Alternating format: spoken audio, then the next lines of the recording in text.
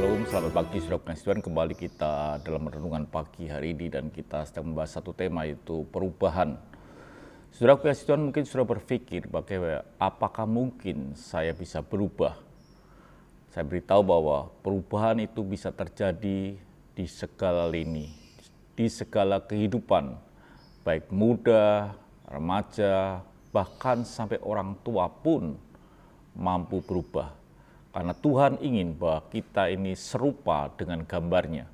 Kita lihat ayatnya di dalam Roma 8 ayat yang ke-29 dikatakan, sebab semua orang yang dipilihnya dari semula, mereka juga ditentukannya dari semula untuk menjadi serupa dengan gambarnya.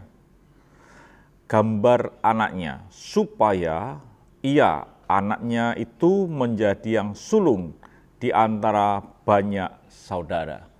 Jadi, saudaraku kasih Tuhan, perubahan itu satu kerinduan yang Tuhan miliki, bahwa hidup saudara dan hidup saya itu harus berubah. Jadi setiap kita ini bisa berubah. Jangan kita membayangkan perubahan itu di waktu kita masih kecil atau kita remaja, tapi di saat kita dalam usia yang sudah tua pun kita bisa berubah. Kita lihat satu contoh di dalam kisah seorang yang bernama Sakius. Dikatakan dalam Lukas 19 ayat yang ke-9. Kata Yesus kepadanya, hari ini telah terjadi keselamatan kepada rumah ini karena orang ini pun anak Abraham. Ini kisah seorang pemungut cukai yang ketika itu Yesus mampir di rumahnya. Dalam perjalanan kisah itu ditunjukkan bahwa si pemungut cukai itu menjadi pengikut Kristus atau hidupnya berubah. Siapa pemungut cukai? Itu bukan anak muda, itu bukan orang remaja, tapi itu orang tua.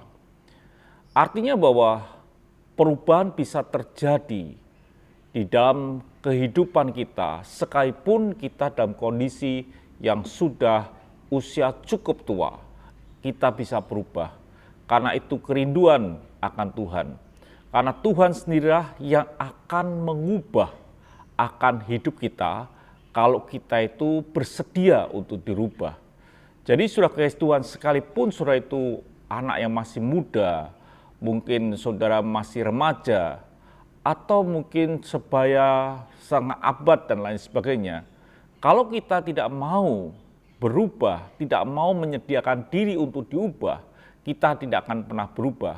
Tapi ketika kita mau menyediakan diri untuk berubah, maka tangan Tuhan akan mengubah hidup saudara. Karena kerinduan Tuhan adalah supaya saudara dan saya serupa dengan gambarnya. Ini yang kita harus pahami, kesediaan hati kita memilih untuk kita mau berubah. Tuhan memberkati. Mari kita berdoa. Terima kasih Bapa, kami tahu perubahan terjadi dalam hidup kami ketika kami mau berubah dan menyerahkan hidup kepada Engkau. Haleluya, amin.